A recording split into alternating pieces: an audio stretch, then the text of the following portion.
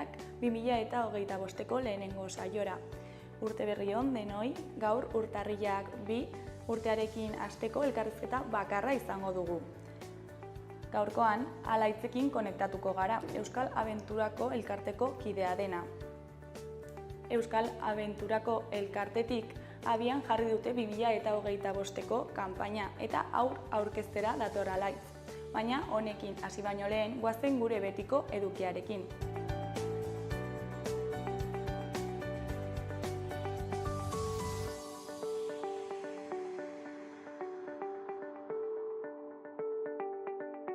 Goazen orain gaurko efemerideekin.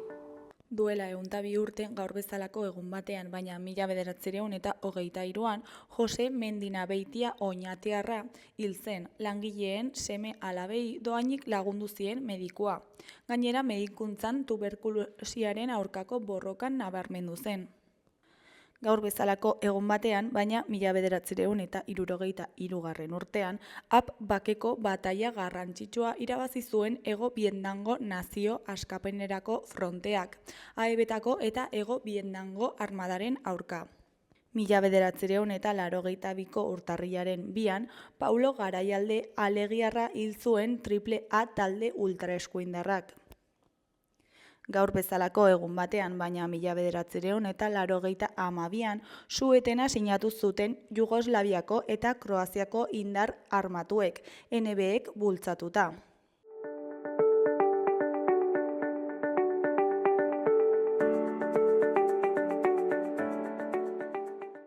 Ikus dezagun gaurko egunkarien azalek zer dioten.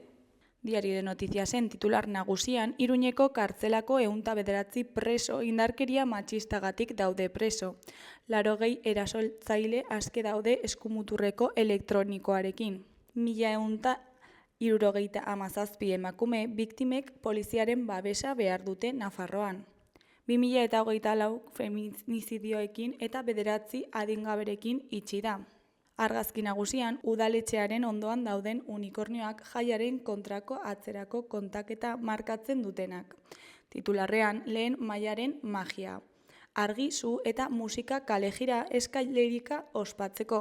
Hori koloreko berrietan, ezkerrekoan 5.000 parte hartzaile baino gehiago errekorreko San Silvestre batean, Iruñean.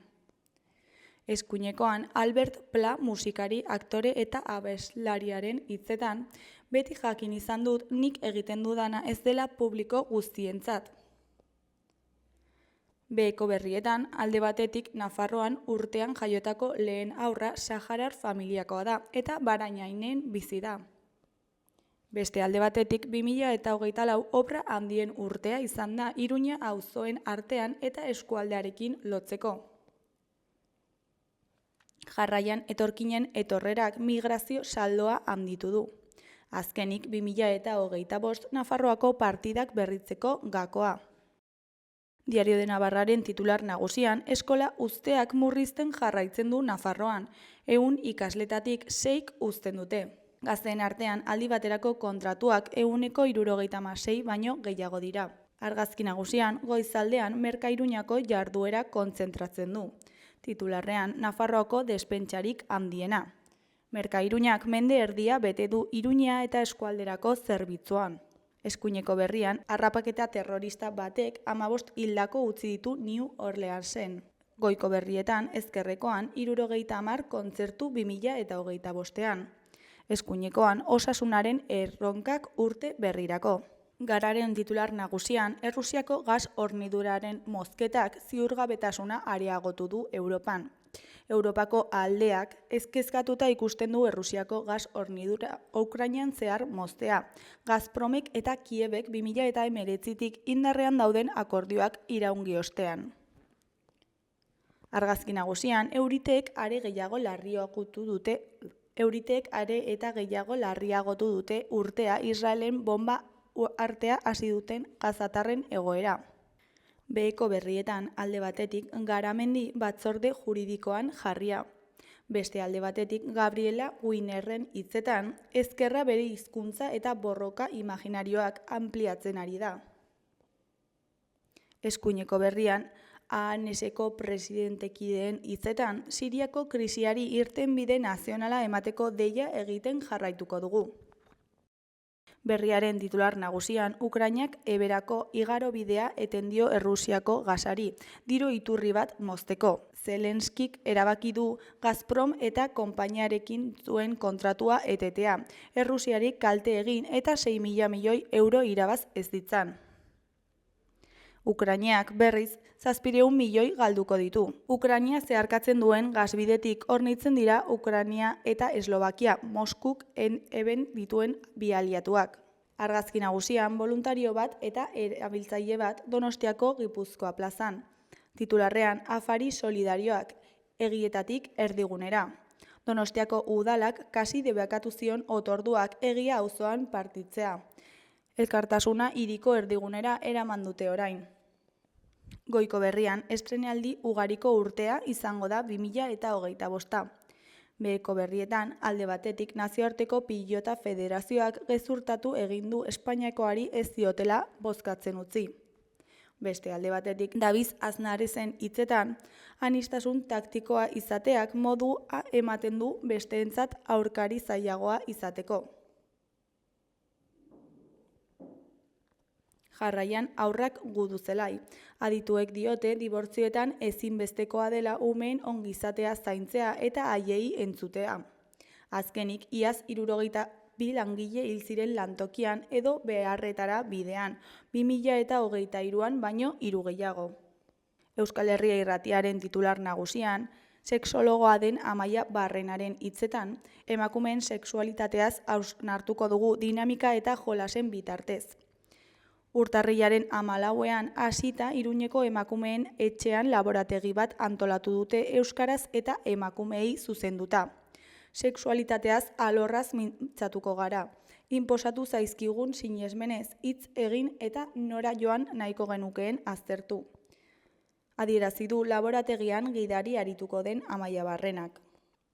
Eskuineko berrietan, goikoan ibilbedik bertan behera utzi du gaur Iruñean egitekoa zuen kontzertua, osasun arazoak direla eta.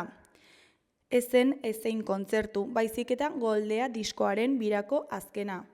Formatu txikian egin behar zuten, Ilunabarreko 8etan, Iruñeko Jarauta Karrikako Aintzina tabernan, taldekideen hitzetan etxean. Behekoan urtarrilaren 9ean banatuko dituzte Enkantean Iruñeko San Blas azokako 21 saltokiak. Postu bat jaso nahi dutenek bihar 2:30 arte dute izena emateko epea.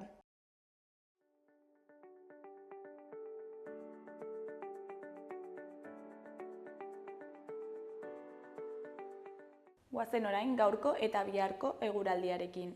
Gaur, osteguna aldaketaren lehen zantzuak iritsiko dira. Fronte bat gerturatuz joango denez, hodeiak ugarituko dira. Goizean erdi mailako hodeiak eta goi hodeiak sartuko dira eta arratsaldetik aurrera hodei trinkoagoak, baina litekena da ateri eustea. Hego-mendebaldeko haizea apur bat harrotuko da. Naiz eta Araban eta Nafarroan izotza egin duen, egunsentia oro har epelagoa izango da. Eguneko temperaturan berriz ez dugu aldaketa handirik espero. Ostiralean lainotuago egongo da zerua. Hodei trinkoenak egunaren bigarren zatian iritsiko dira. Orduan giroa motela eta iluna izango da eta han-hemenka euri apur bat egin dezake. Haizea hegoaldetik sartuko da eta mendebaldean biziago ibiliko da. Kantauri isurialdean temperatura maksimoak apur bat jaitsiko dira eta Mediterraneo isurialdean berdin jarraituko dute. Temperatura minimoek epeltzeko joerari eutsiko diote eta izotza egiteko aukera desagertuko da. Kaixo, lehen aipatu egun bezala, orain Alaitzekin gaude. Kaixo, zer moduz? Kaixo, egunon, oso ondo. Euskal Abenturako elkarteko kidea zara, ezta? Eta 2025ko edizioa, 6. izango dena, aurkeztera zatoz. Hori da, bai, elkartearen barruan, gaude bi liberatu moduan, koordinazioan, nire lakidea eta ni Irun eta biok, eta bai, koordinatzaile moduan atorra hor. Eta azaldu dezakezu zer den Euskal Abentura, zertan datza? Bai, Euskal Aventura da Euskal Herria oinez zeharkatzen duen espedizio bat. Uztaileko hilabetean zer egiten dugu eta hilabete oso bat irauten dau, uztailaren batetik 31 bitarte. Eta gure espedizio honekin egiten duguna da Euskal Herria luz eta zabal zeharkatu eta gazteekin joaten gara eta oso abentura polita izaten da bai. Eta, hau 6. edizioa izango da, baina noiztik egiten da, noiz sortu zen? Honen sorrera izatez, dagoeneko 2015ean hasi ziren, ideiarik honekin buruan, elkarte bat dago espedizioaren atzean, eta elkartean badaude 8 kide bolondrez moduan aritzen direnak urte osoan zehar, eta bere momentuan, proiektua sortu zutenak dira, eta beraiek aritzen dira bolondrez moduan aurrera eramateko lanean, 2015ean elkartu zirenetik gaur arte, eta lehenengo edizioa 2018 urtean abiatu zen. Hainbat prestaketa urte igaro ostean. Eta badakizu zergatik sortu zuten, ze behar asetzeko edo ze ideiarekin? Batez ere, gazte talde lagun kuadrilla honen helburua zen, gazteen artean euskararen sustapena egitea eta gure hizkuntzaren normalizazioa, Azkenean, gaur egun, badakigun moduan, hor badaude gabezia batzuk eta batez ere erabileran nabaritzen da hori. Orduan, horri aurre egiteko edo ilusio horrekin sortu zuten bere momentuan Euskara Aventura. Eta zer nolako bilakaera izan du honek? Egia esan, oso ona, oso pozik gaude, gure aldetik egia esan. Benetan ikusten ari garelako Euskara Aventura espedizioak baduela benetan inpaktu bat eta eragin bat gazteen hizkuntza ohituretan. Eta hor, pandemia garaian geldialditxo bat egin genuen arren, esan dezakegu itzoli dela bere horretara, eta urtez urte izena emateko purua handituz doala, eta hori seinale hon bat dela. Beraz, valorazioa positiboa da, ez? Bai, oso positiboa da. Orain, 4 urteko ikerketa baten murgilduta gonda Euskara Aventura, 2024koa izan da azken urtea, beraz, ikusiko dugu ikerketa horren emaitzek zer esaten duten, eta jakinaraziko dugu, baina momentuz ditugun emaitzei erreparatzen badiegu oso positiboak dira, eta benetan Euskara Aventura zerbaitetarako balio duela ikusi izan dugu. Eta 2025ko edizioan hori zuzendua dago? 2025ko espediziorako urte oso batez egoten gara lanean, eta hainbat gauza daude lotzeko, baina esan dezakegu dagoeneko izen ematepea zabaldu dugula, beraz, hasierako prestakuntza horiek eta badaudela dagoeneko martxan. Eta beti adintarte batzuk hartzen dituzu, ezta? Aurten ze adintarteari egokitzen zaio espedizioa? Bai, Euskal Aventura proiektua dago bideratuta, batez ere 15 eta 17, batez ere ez, 15 eta 17 urte bitarteko gazteentzako, eta hori izaten da, DBH-lau eta lehenengo batxilergoko adintartea, beraz, 2025ko espediziorako 2008 eta 2009 urteetan jaiotakoek izango dute izena eman. Baina gero ere, salbuespen moduan, 2010etako jendea hartu dezakezu, ezta? Bai, hori da. 2010 urtean jaiotako gaztek ere parte hartu ahal izango dute, base Nafarroa, Lapurdi eta Zuberakoak badira, eta baita ere diasporatik datozen gazteak badira. Bai, hor zabaltzen dugu adin tarte horretan urtetxo bat gehiago, bultzada bat emateko baita ere, ez? Azkenean, hori bada gure erronketako bat, hegoaldekoak izaten direlako gehiengoa Ipar Euskal Herrikoekin alderatuta. Eta zer egin behar da Euskal Aventuran parte hartzeko? Guk bi gauzatxo eskatzen ditugu. Azkenan Euskal Aventura espedizioan parte hartza doainik da. Orduan guk eskatzen ditugu bi gutxiengo gauzatxo direla oso txikiak eta oso egiteko errazak. Alde batetik da aurkezpen bideo bat, eta bestalde batetik proiektutxo bat aurkeztea. Aurkezpen bideo horrekin gure helburua da, pixka bat, aurpegia jartzea, ez, gazte horri, eta benetan ezagutzea, behin espediziora joango den gazte hori izango bada, bere zaletasunak, nondi datorren, pixka bat, bere burua aurkezteko, ez? Eta proiektu txiki bat bestalde batetik, lantxo bat izaten da, eta guk urtero lan hori egiteko argitaratzen ditugu bai gure sare sozialetan eta bai gure webgunean 3 gai. Orduan, beraiek aukeratzen dute 3 gai horietako bat, eta gai hori jorratzeko badituzte baita ere 6 formatu aukera. Formatuen aukera anitzonek aukera ematen die, batzuk hobea direlako idazten, beste batzuk bideoak sortzen, beste batzuk abestiak egiten, edo artelanak egiten, beraz. Ahalbidetzen die baita ere, beraiek erosoen sentitzen diren modu horretan, gaia hitz egitea, edo, adieraztea, horren inguruko. Eta 3 gai konkretuei buruz egiten da lana, ezta? Bai, aurtengo 3 gaiak dira alde batetik klima aldaketa, beste alde batetik beldurrak eta azkenik ea gizartea individualista ala kolektibista dan. Guk gai hauek normalean, argitaratzen ditugun gai hauek normalean izaten dira aurreko espedizioko gazteekin komentatzen ditugun gaiak, ikusten dugu zenak pil-pilan daudela eta gaztei interesatzen zaizkiela. Beraz, horrekin ere bultzada bat eman nahi diegu, ez? Beraiek hausnarketarako tartetu bat hartu dezaten eta gaur egungo gaiak dira. Duan, beraiek aukeratzen dute gai hori eta beraiek benetan gai horrekiko duten sentimendu, lotura, jakintzak adierazteko tartea izaten da, eurentzat. Eta gero, zeren arabera hautatzen dituzue? Bale, 4 kontu hartzen dituguz aintzat.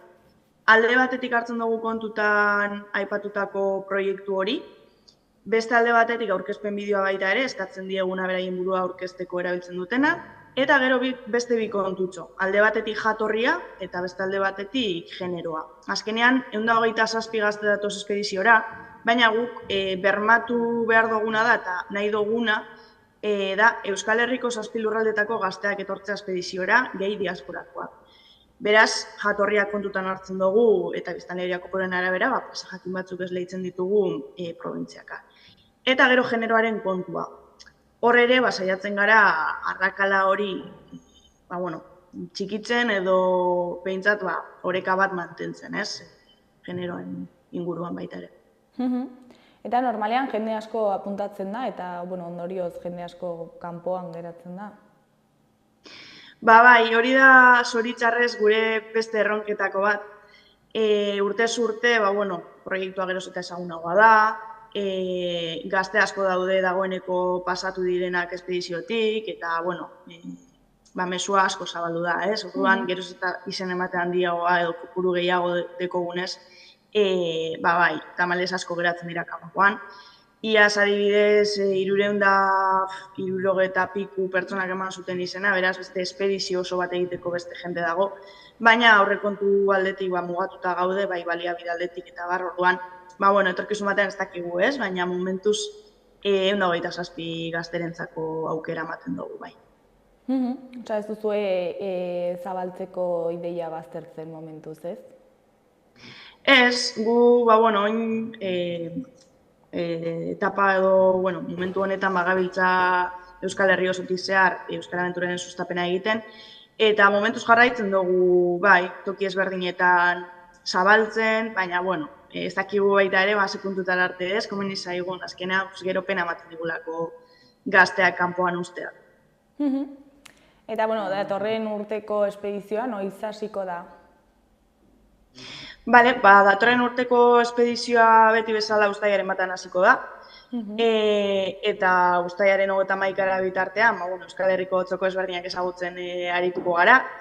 Euskal Herriko, tokian tokiko ekimen ezberdinak, proiektu ezberdinak, eragile ezberdinak ezagutuko doguz. Eta, beste barik, beti bezalako espedizio bat, berrikuntzaren bat, espero dugu egotea, oraindik ezin duguna esan.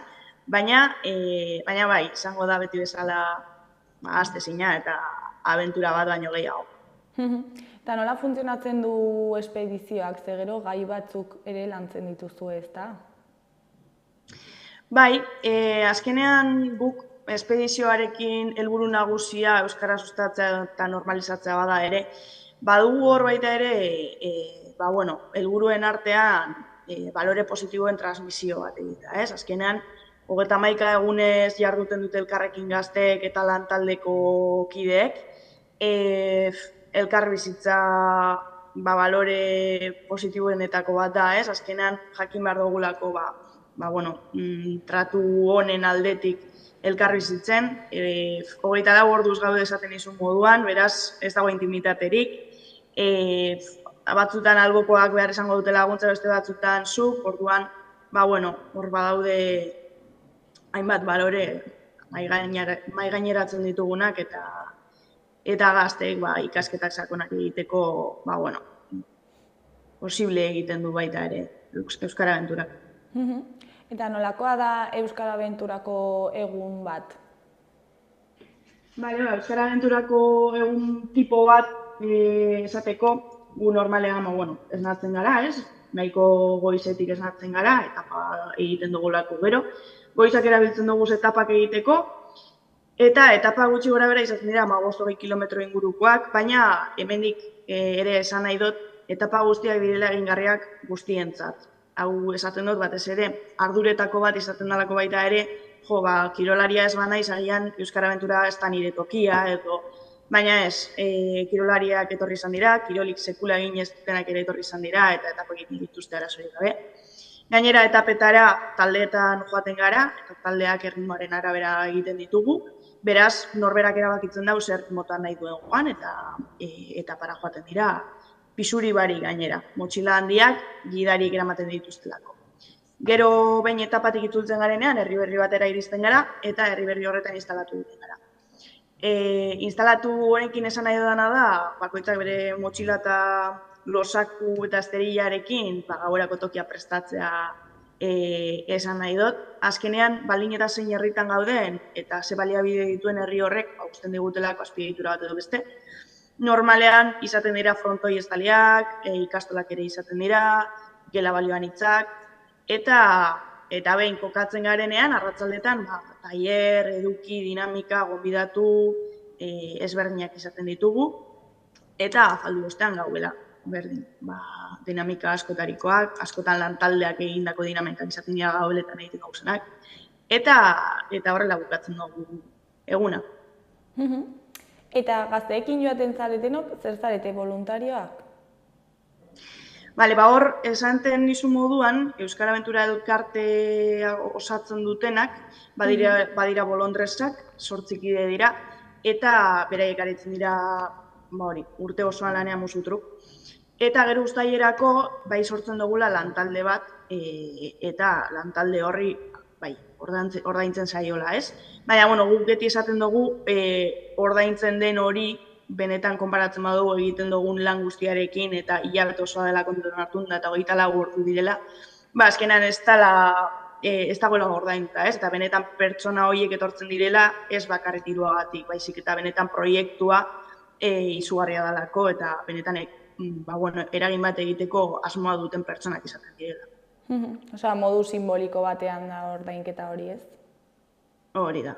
Bai, azkenean kontutan hartzen dago diren ordu guztiak eta oso nekagarria da baita ere, orduan hor gauden pertsonak gaude, beste, ez dakit nola esan, zerbait dugulako, ez? Barruan horrekiko eta benetan nahi dugulako baita ere, gazteen artean Euskara benetan sustatzea, normalizatzea eta gure hizkuntzari behar duen tokia ematea, ez? Eta zergatik uste duzu Euskara Abentura beharrezkoa dela? Hainbat arrazoi emango nituzke, ez? Baina besteak beste, uste dalako dela esparru bat oso segurua, arnasgune bat dalako gure hizkuntzarentzat. Eta gazteak, azkenean, Euskal Herriko probintzia guztietako gazteak datozenez, eremu erdaldunetako datoz, eremu euskaldunetako datoz, eta ikusten dute, benetan, bai eremu oso euskaldunekoa direnak edo bai oso erdaldunekoa direnak ikusten dute, beraien testu inguru edo realitate horretaz gain badaudela Euskal Herrian beste errealitate batzuk, ez? Eta asko ikasten dute beraien artean. Euskalki ezberdinak ezagutzen dituzte, bizitzeko modu ezberdinak ikasten dituzte, kulturaren transmisioa ere oso potentea da, azkenean guk antolatzen ditugun dinamika, tailer eta guztiak gaude, horretara bideratuta, ez? Azkenean euskal referente asko etortzen dira, esparru guztietakoak, kirolariak, soziolinguistak, sortzaile ezberdinak, orduan, bada, gure kultura ere ezagutara emateko aukera bat, ez? Eta horrekin batera, gure ondarea, bai historikoa eta bai naturalaren ezagutza zabaltzea, ez, gazteen artean. Beraiek ikusten dute benetan hilabete horretan gai direla euskaraz bizializateko, euskaraz harremantzeko beste gazte batzuekin, eta sortzen dituztenez sustraitik harremanak euskaraz mantentzen dute, ez? Eta azkenean pertsona horrekin aurkitzen direnean euskara abenturatik kanpo ere euskaraz izaten da lehenengo hitza. Orduan hori oso aberasgarria da. Eta behin, espedizioa bukatzerakoan, zein izaten da gazteen balorazioa? Izugarria, ez? Azkenean, hasiera batean zalantzatan egote ziren pertsona horiek, edo lehenengo egunak gogorrak izaten dira.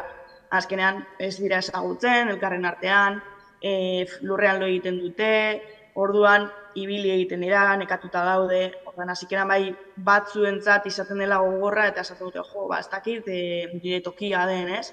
Baina guk bai saiatzen garela bultzatxo hori ematen motibatzen, ze gero badakigu azken egunean dana bukatzen dutela, negarrez ez dutelako nahi espedizioa bukatzea, ez? Beraientzako dalako beste realitate bat, beste burbuila baten sartzen dira, eta ikusi izan dugu hori, azkenengo eguneko ekitaldian denak egoten dira negarrez, eta gainera ez duten ez amaitu nahi espedizioa luzatzen dugu eta geratzen gara guztiok beste egun batez farran, bukatzen dugun lekuan, Getxon, eta hori da oso hunkigarria guretzen.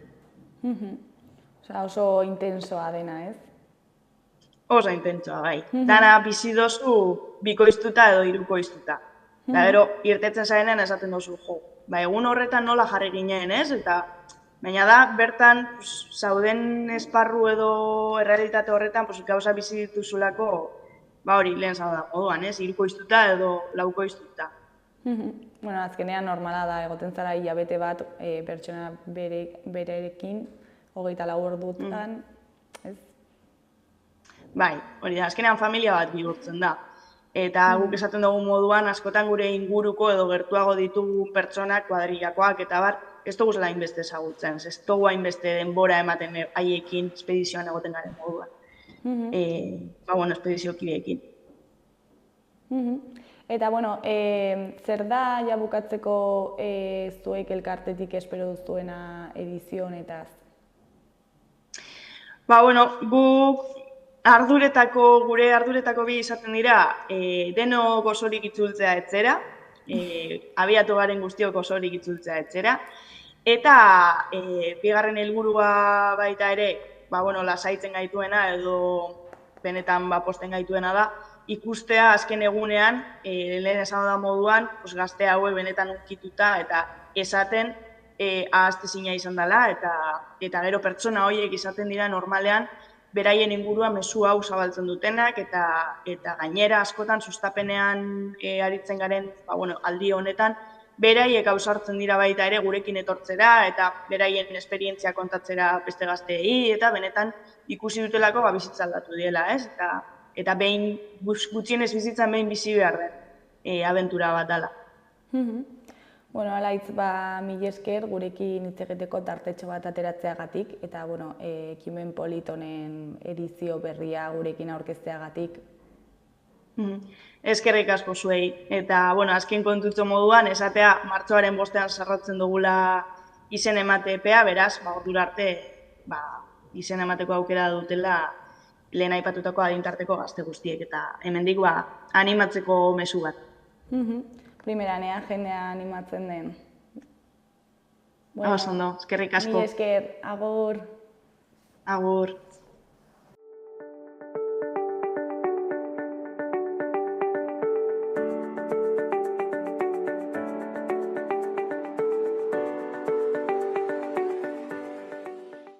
Gaurkoz, Hau izan da dena, bihar ostirala itzuliko gara eduki eta elkarrizketa berriekin. Mila esker zuen arretagatik. Ondo bukatu eguna, agur!